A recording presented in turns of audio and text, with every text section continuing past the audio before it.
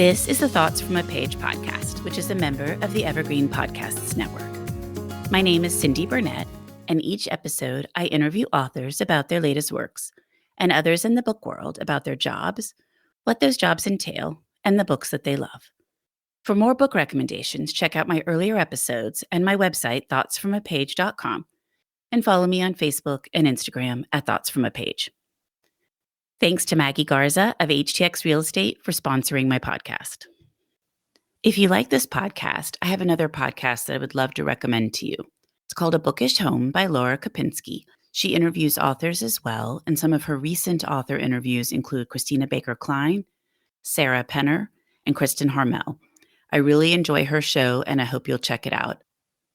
Today, I am chatting with Jenna Blum about Woodrow on the Bench. Jenna is a New York Times and international best-selling author and one of Oprah's top 30 women writers, with her work published in over 20 countries, and co-founder, CEO of literary social media marketing company, A Mighty Blaze. She is based in Boston, teaching at Grub Street Writers, where she has been running master fiction and novel workshops for over 20 years. She earned her MA in creative writing from Boston University. I hope you enjoy our conversation. And now for a quick break. For the last year, I have been focusing more on my health and eating habits. In connection with that, I have started drinking AG1 in the morning. When I started drinking AG1 daily, I could feel a real difference in my health and energy levels. That is because AG1 is a foundational nutrition supplement that supports your body's universal needs like gut optimization, stress management, and immune support. Since 2010, AG1 has led the future of foundational nutrition, continuously refining their formula to create a smarter, better way to elevate your baseline health. I recommend AG1 to all of my family and friends because the company has a team of doctors and scientists. It is tested for 950 contaminants and is NSF certified for sport. It is formulated based on the latest science, and it maintains high quality standards. Thanks AG1 for sponsoring my show. AG1 is a supplement I trust to provide the support my body needs daily. If you want to take ownership of your health, it starts with AG1. Try AG1 and get a free 1-year supply of vitamin D3K2 and 5 free AG1 travel packs with your first purchase. Go to drinkag1.com/thoughtsfromapage. That's drinkag1.com/thoughtsfromapage. Check it out. And now back to my show. Welcome, Jenna. How are you today? I'm very well, Cindy. Thank you so much for having me. I am so glad you're here because I absolutely loved Woodrow on the Bench, and I can't wait to talk about it. That is so nice to hear. You can't imagine the book is so new out in the world, and I'm getting some lovely response from readers, and I'm very, very grateful. And we're in a whole new world in terms of books coming out into the world right now compared to when your earlier books came out. Indeed. New book, new world, like new phone, who dis? So my previous 3 books were novels, and this is a memoir. And obviously it's coming out during a pandemic, if we can still say we're in the pandemic, and was affected by the supply chain. So Woodrow on the Bench was rolled out a sort of a rolling launch starting on October 26th. And just now, as I'm out on the road promoting it with my new dog, Henry Higgins, I'm starting to see all the hardcover books. And I can tell you, I've always been really excited when my hardcovers come in because it's like, wow, you're holding the baby for the first time. But now I feel like I'm holding a baby that has come to me through a blockade. So it's super exciting. I bet. And yes, it's just crazy, all this supply chain stuff. So to even have it rolling is an interesting way to do it. But at least that way it's not getting pushed off completely. Right. And I had, being me, I'm a person who will run over somebody on the street to get to a microphone. So I had set up all of these events with my publisher, 25 events starting on 10/25. And then we just thought, well, we don't want to cancel all those events. They're ticketed bundles. Readers are really excited about it. So we're just going to do a rolling launch. And I guess that's a new thing now. I like that. Well, before we get any further along in our conversation, why don't you give me a quick synopsis of Woodrow on the Bench for those that won't have read it yet? Yes, I would be happy to. Thank you. Woodrow on the Bench is my first memoir. And I always have to say it that way because I feel like there's something very Zsa Zsa Gabor about writing about oneself. So my memoir. And it is based on the fact that my very old black lab Woodrow, when he was 14, which is basically Methuselah for a lab, got a diagnosis of congestive heart failure. And his cardiologist, and yes, my dog had a cardiologist, told me that within a couple of weeks to a month, I should be prepared to make the very difficult decision to put Woodrow down. And Woodrow lasted well into his 15th year. He lived 7 more months. And here, I think, is why. Every morning and night, I would carry him like an 85-pound log in a harness because he was not very mobile out to his bench across from our downtown Boston apartment.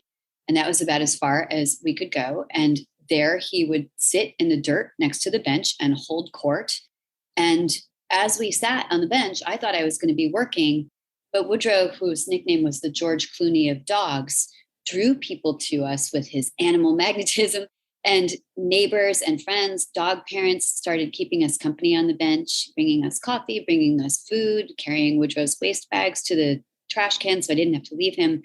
And then something even more extraordinary happened, and Woodrow started tractor beaming in total strangers who did the same thing, who would spend time on the bench with us, wedding anniversaries, sorority meetings. People just gathered to us because of my old dog and knit themselves into this community.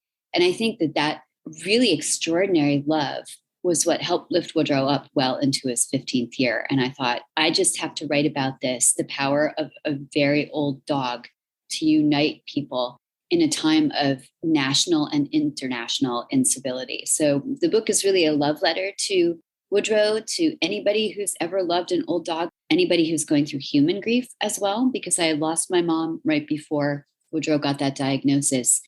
And also a love letter to this community of extraordinary people, strangers and friends alike, who really lifted us up. Well, I think people love stories about community and people coming together and rallying around whatever it is. And in this instance, it's Woodrow and your relationship with Woodrow. And I just loved it. I just thought it was so touching. I wish I could have known Woodrow. I wish I could have come by the bench. I think you're probably hearing that from a lot of people. I am. And even the people who knew Woodrow well in all of his various chapters of life are really excited to get their hands and paws on the book, because he was one of those dogs who you hear people say, oh, he was a really special dog, like not throwing shade at my current lab, Henry, who is amazing, Henry Higgins, 19-month-old lab who's on tour with me and lying quietly on the ground right now.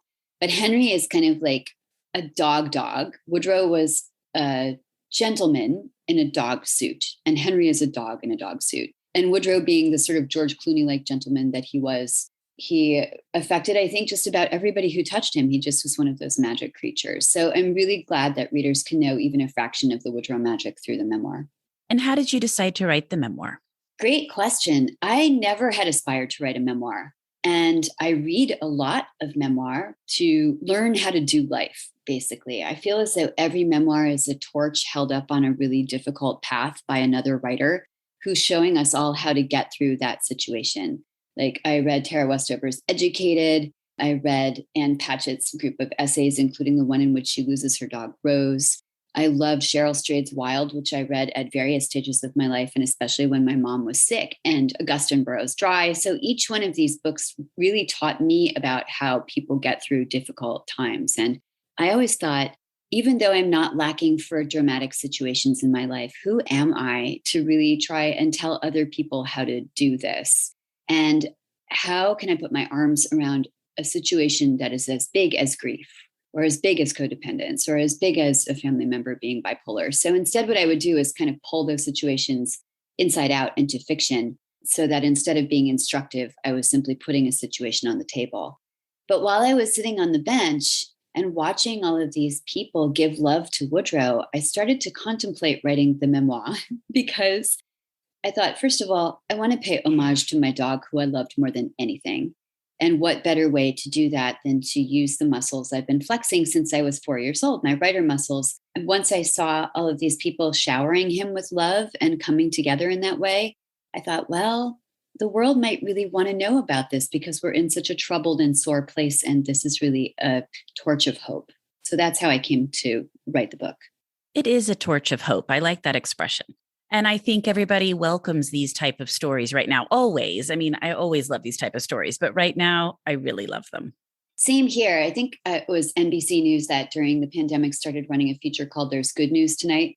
Forgive me if it's another channel and I'm misquoting that, but I am such a weenie. Like I cry during every single one of them because I'm so grateful to see good things happening. And I think most of us feel that way, especially after really divisive, last 5 years politically, and then just going through the pandemic when we have all had our lives torqued into new shapes. So I'm hoping that Woodrow provides a sort of catharsis for people, as well as a hopeful message that, we're all still here and we all still have a yearning to help each other.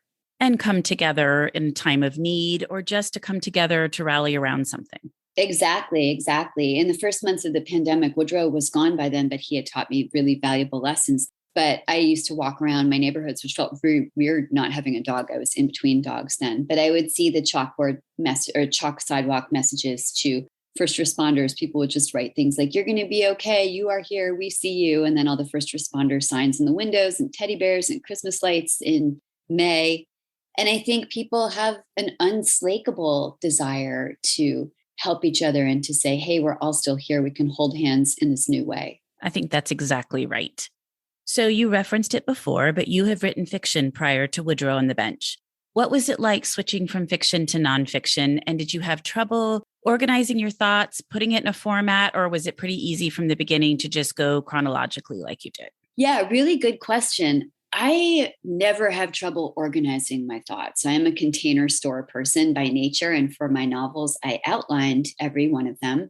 And that means that I would break my ideas down into chapters and break those down into scenes and then map them to my calendar so I would know what I was writing on what day. So I am that person, which does not in any way make it an easy thing to do, because of course then I would rip up that outline and have 11 more outlines. The creative process doesn't always respect my neat containers, but that's part of the journey as you go along, that you write into what you're working on. You sort of discover it as you go along. And I feel comfortable having that blueprint.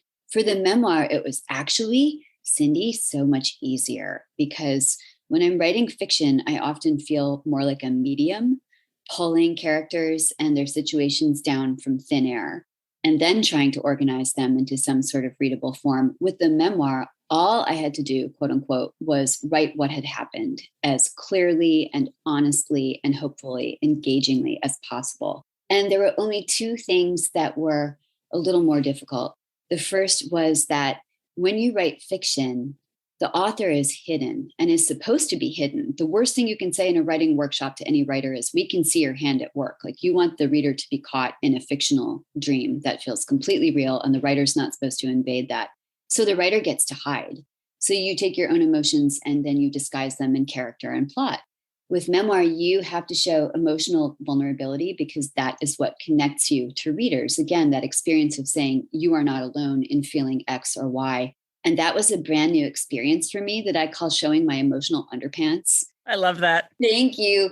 And disclosing, why was I caring for my old dog all by myself? What choices had I made in my life to lead me to this place that I felt was very difficult and often very lonely? What was it like to struggle with Woodrow's illnesses and ailments physically? Why did I have such a hard time at first letting people in? And how did I come to accept that help? And all of that felt like I was sort of lifting my skirt to show the reader my underwear, and not my good, like, date night, lacy boy short, Victoria's Secret underwear, but like my granny pants that I've been wearing for like 5 days. They're all ripped up. But that's part of what you do with memoir. And it's a way of saying, again, if you feel alone, if you feel sad, if you're really struggling with losing your animal or a person you love, or if you find X or Y funny or moving or causing grief for you, you're not alone. Like, look, here's my underwear. I do it too. So that was a new thing. And that last chapter of the book, when I had to let Woodrow go, was also tremendously hard to write. I would bet so. And, back on the memoir part of it, you're bearing your soul. I mean, it's so personal, and you're going to have all of these details about yourself and your life out there that, as you mentioned, you wouldn't have to do when you were writing fiction. Exactly. And memoir also, unless you're a total hermit, involves other people. So any memoirist worth his or her salt will tell you the most difficult thing about writing memoir is fear of hurting somebody you love or misportraying somebody.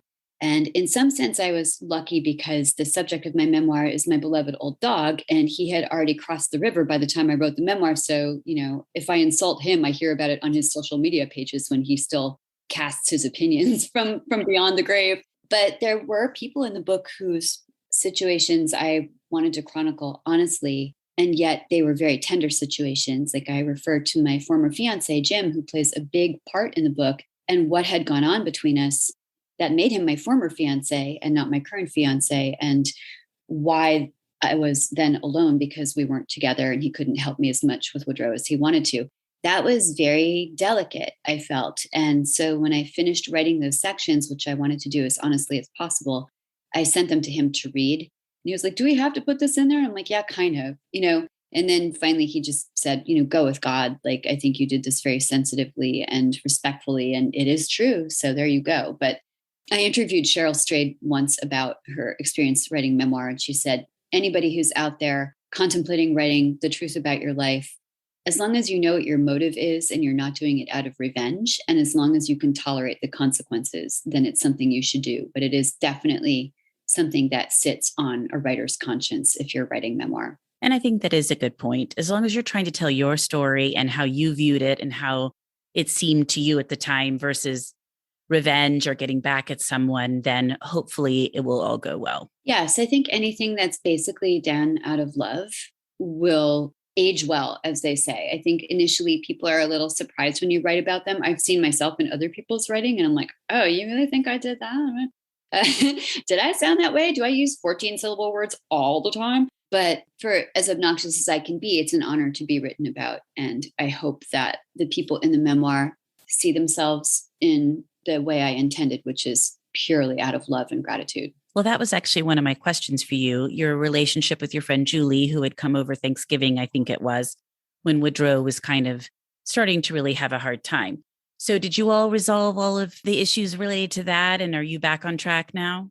Oh my gosh, absolutely. In fact, I was just texting with her, my puppet, I call her, we call each other puppet, right before I hopped on to talk to you.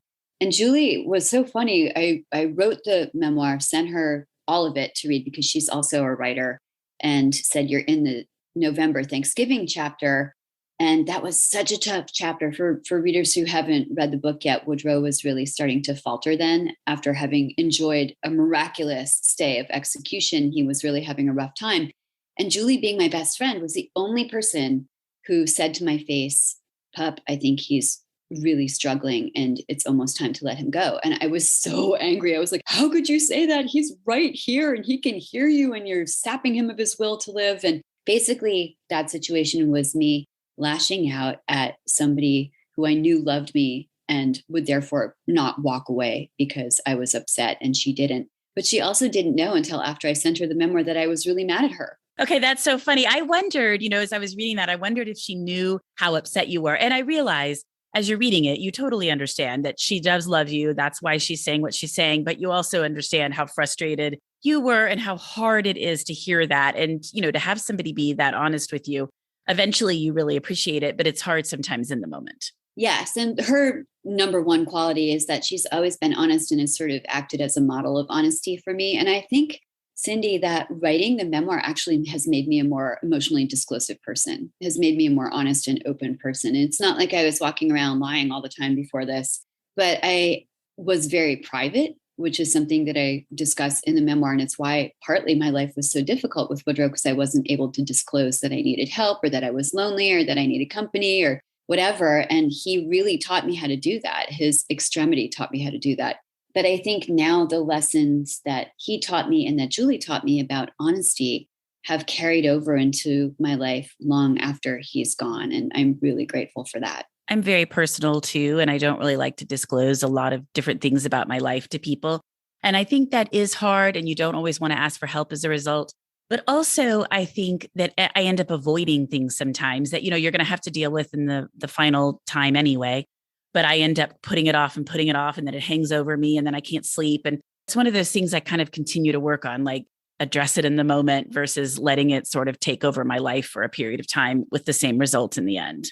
Totally right. And I find that the things that I do avoid, which I think I've probably done less and less, another gift from Woodrow, but those are the things that I get busy brain about in the middle of the night. Like you wake up and you have that hamster wheel going up there, and it's usually a sign that, oh, this is something that I'm either processing or need to work on. Yeah, I laugh because I will wake up in the middle of the night and I'll have some grand solution that in the middle of the night seems like it's a really great way to deal with the problem. And then I wake up the next morning and I am recollecting that and I'm thinking, I could no more do that than fly to the moon. It's just sort of funny how your brain just kind of takes over. And in the middle of the night, things look so different than they do during the day. So completely true. And the things that seem most pressing to me in the middle of the night, I'm either waking up thinking, oh, that again, it's an ongoing situation that doesn't have an easy solution, but I'm sort of processing it. Or it doesn't seem that important, which is great. The light of day is a great panacea. It definitely is. Well, I love to talk about covers. So I'd love to talk a little bit about yours, how it came about, and sort of the whole process. I would be delighted. I love to talk about covers as well. Most authors do not have significant say in their cover art. The best we usually have is veto power. But this cover for Woodrow on the Bench, I love so much. And usually I go to the art department, I go to my editor at my publisher and say, hey guys, I have this great idea for a book cover. And they're like, that's nice. You're the author. We are the art people. Go sit in the corner. We'll take your thoughts under advisement. But this time I went to my editor, Sarah Nelson at Harper, who is amazing. I love her. And I said, Sarah, I've been pitching this book to everybody as it's kind of like Tuesdays with Morrie, but with all of the lessons coming from my very elegant old black lab. So I wonder if the cover could be somewhat reminiscent of the Morrie cover, because it is in a way a sort of a self-help parable. And she took that idea to the art department and they ran with it. So the book has this sort of maroon border like Morrie and a beige background. And for a while, the art department was wondering, should they do an illustration of Woodrow on the front or should they do something different than they did? In the end, they went with this photo that I sent them that is my hands down, paws down, favorite photo of him ever, where he's looking up and smiling and he's at the vet. And the reason he's smiling is there are ladies at the vet. And George Clooney of Dog loved him some ladies, and they were all holding out treats and like tongue depressors with easy cheese. And so he was always thrilled to go to the vet. And so that was the photo they used, and he looks really, really happy. And so I hope the cover brings everybody joy and also draws new readers to the book. Well, I wondered as I was looking at the cover if the beige wasn't the bench, that you sort of were making the bench in the middle of the book and then with Woodrow's picture on it. Oh, that's such a creative idea. I mean, I could say yes, but I would probably be lying about that. One of my favorite things about the book is when you open it up, you'll see that between each chapter, and there are 7 chapters, one for each month that Woodrow lived after his heart failure diagnosis, and each chapter is a lesson. But between each chapter, there are these little snippets or vignettes that I call interstitials, and each one of those is about somebody in our neighborhood or somebody who we met on the bench, these extraordinary people who helped us. And at the top of every interstitial, you will see a tiny drawing of a dog next to a bench. That dog is actually Woodrow next to his bench. It's a photo of him that I took and turned into an illustration. And I sent it to Harper when we were talking about the art for the book. And they put it, much to my great surprise and such joy, into the book. So every interstitial has a tiny Woodrow on the bench, an actual Woodrow atop it. Okay, I'm looking at it now, and I have to say terribly that I didn't even really notice that as I was reading the book, and I love it. So your bench looks a little different than the bench I was envisioning, which is the beauty of reading, I think. That's neat. I love that they did that. I was so grateful for it. Harper is a great publisher. In all of my books with them, they've done something a little unexpected to make the book even a little bit more magic. And that Woodrow on the bench image I've also put onto t-shirts and bandanas for dogs and cards that I hand out to people for book plates or send to readers. If they can't get to one of my readings, I'll happily send you a signed book plate with a Woodrow bench illustration on it. So I would love for everybody to know that. And when I get my ish together, I'm also going to have like a Woodrow merch store on my website on jennablum.com because, he's a cute dog. You might want a cute dog t-shirt or bandana at some point. Absolutely. In addition to being a writer, you were very busy during the pandemic because you launched A Mighty Blaze. Can we talk about that? I would love to talk about the Blaze. Yes, thank you. So A Mighty Blaze is a company that I started by mistake. Okay, I love that. A company I started by mistake. Like literally, I started a company by accident. I have never been trained in business. I have never wanted to be a business person. Now I'm the CEO of this company that has 35 people working for it. And The Blaze, I started with the amazing novelist, New York Times bestselling novelist, Caroline Levitt, who's basically a human heart. And when the pandemic first started in March 2020, we were watching in horror as our friends' book tours were being shut down. Labors of love that had taken writers 3 years or 5 years or 10 years or 20 years to create, and that they were on the verge of introducing to the world, they could no longer do because the world obviously was shutting down. And Caroline's response to crisis is to try and help. And my response is indignation. So we fused our responses. And I said, Caroline, I love social media. I'm going to throw up some social media pages, and we will, on every Tuesday when books come out, feature all those books. Each book is like a little candle in a dark world, but if we put them all together in one place, maybe we can make a mighty blaze and draw readers to those books, because readers are going to need books during this crisis, and writers need to get their books to readers. So let's try that. And we had the most phenomenal luck and coverage the first week of the blaze. It was like we were the only lifeboat rowing away from the Titanic. And like every writer in the whole world was like, please, please, please, please put us online. And now Blaze is almost like a TV network. We have author interviews almost every day of the week, except for Mondays. We have a podcast. We feature debuts and legends like John Irving and George Saunders and Erica Jong and Judy Blum and Cheryl Strayed and Anna Quinlan. I mean, these are people that I interviewed, which I still am just shocked about. And we have a baking show for cookbook authors. We have Authors Love Bookstores, so we can help feature indie bookstores. And we have The Thoughtful Bro, and we have a mystery series with Hank Philippi Ryan, who's such an amazing author herself. And I just cannot tell you how phenomenal and how gratifying it is to see so many people step forward to help. Authors are incredibly generous. Publishers have been incredibly generous. And the readers, like, God bless you, readers. You have been showing up and watching our interviews since day one. And we're now going into year 2 stronger than ever. So I'm really excited for the Blaze to keep growing. I've enjoyed so many of the events, and 35 employees. I had no idea it had gotten that large. Everybody right now is a volunteer. So that's why, if you're thinking I'm paying like, all of my employees bank, but we are going to be starting a sort of Blaze school for authors in 2022 that will help authors with social media, because most authors hate social media.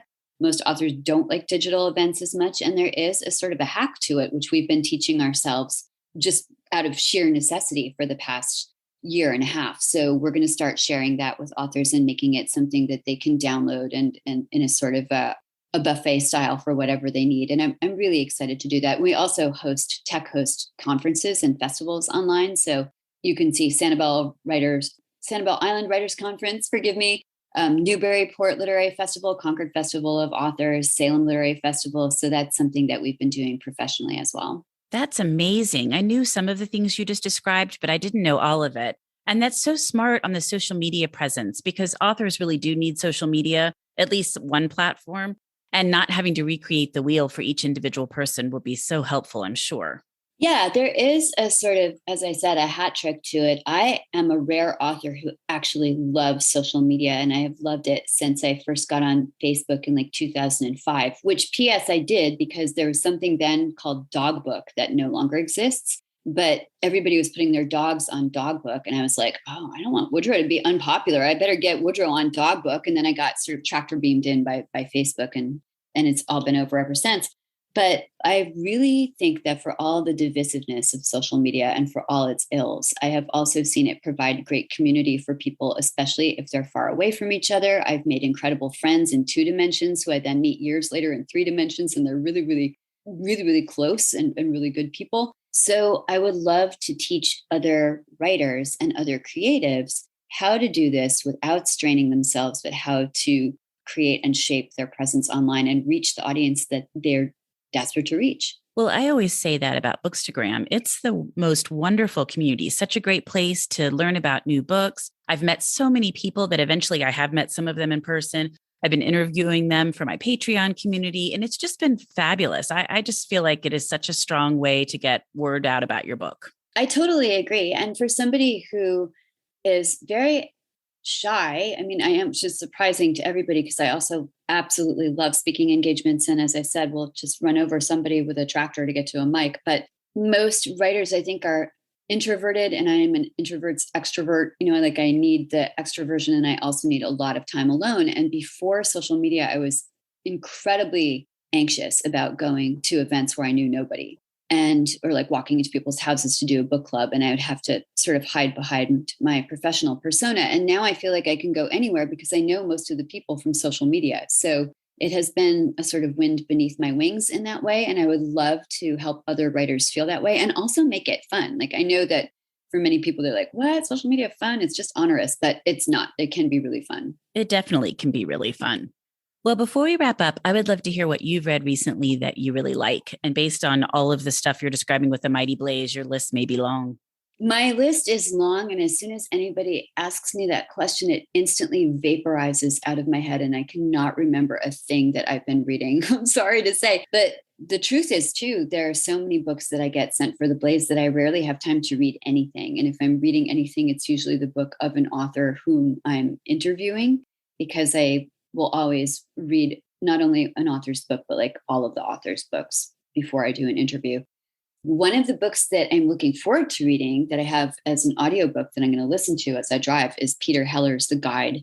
I love everything Peter Heller writes, and we had him on Blaze and I fangirled on him most awfully. So I'm really looking forward to listening to The Guide. And I did love Nickolas Butler's Godspeed, which is about three men doing the impossible, like trying to build a house on a certain deadline, and they have to do it by then, and then they'll get like more money than they've ever dreamed of, but like why they have to build the house in this way and what that sort of pressure does to them and their relationship is really interesting. And Nickolas Butler can land a story like nobody else.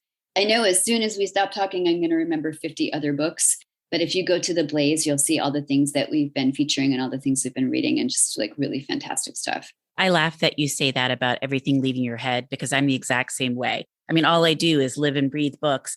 As soon as somebody says, well, what do you recommend? Or what have you read recently that you loved? My whole mind just goes blank. And I have to be like, give me a second and it will come back. Oh, thank God I'm not the only person. I could literally write it on my hand and look at my hand and still not be able to read my own hand. Like I just forget. I will say that the book that I'm carrying with me on tour that I keep opening every night with great love and then falling asleep instantly because I'm doing a lot of driving and speaking is Brenda Janowitz's Galley of the Elizabeth Taylor Ring. And Brenda Janowitz and Pop Sugar, The Dinner Party, like she's so fantastic and everything she writes is just like candy to me. So Brenda, I have your book with me, carrying it across country. Love it. Love the whole concept of it. This family dealing with an heirloom ring that they didn't know they had. And I'm really excited to read that when I can slap myself awake. I love her. I've met her a couple of times at Book Expo. I really liked the Grace Kelly dress, her last book. And I have that galley too, and I'm really looking forward to reading it. I'm just not quite to that month yet in my reading. Oh my God, isn't all the Brenda stuff totally luscious? Also, like I have to give a shout out to Pam Jenoff for those who like historical fiction. The Woman with the Blue Star was a huge hit earlier this year, instant New York Times bestseller. You should definitely read that if you're interested in World War II era fiction. I really liked that book and I interviewed her for the podcast and it was such an interesting conversation. I will admit that Pam is one of my besties. And one of the reasons she is one of my besties is that she's just so freaking smart. And all of her books have so much integrity and so much heart. Like she's a menschette. So Brenda and Pam and Nick and Pete, like those are all the books I would recommend. Well, those all sound great. Jenna, thank you so much for taking the time to speak with me. I know you're busy with your tour and I just loved the book and I'm so glad we got to chat about it. The pleasure is truly 1000% mine. Thank you so much for asking about Woodrow on the Bench and spending this time with me. You've got questions, we've got answers. Business leadership, ownership, and sales can be challenging. Tune into the Accelerate Your Business Growth podcast to learn from the world's experts. Join me, your host, Diane Helbig, as I chat with people who have expertise in various areas of business. You'll enjoy the lively conversations that are focused on providing you with the ideas, tips, and suggestions you need to realize greater success. Get what you need for your business when you need it from the people who have the answers. Accelerate Your Business Growth is part of the Evergreen Podcast Network and is available on Apple, Spotify, or wherever you listen to your favorite podcasts. Thank you so much for listening to my podcast. If you like this episode, and I hope you did, please consider joining my Patreon as a page turner. Follow me on Instagram at Thoughts From a Page. Tell all of your friends about the podcast and rate it or subscribe to it wherever you listen to your podcasts. I would really appreciate it. The book discussed today can be purchased at the Conversations From a Page bookshop storefront, and the link is in the show notes. Thanks to Maggie Garza for sponsoring this episode, and I hope you'll tune in next time.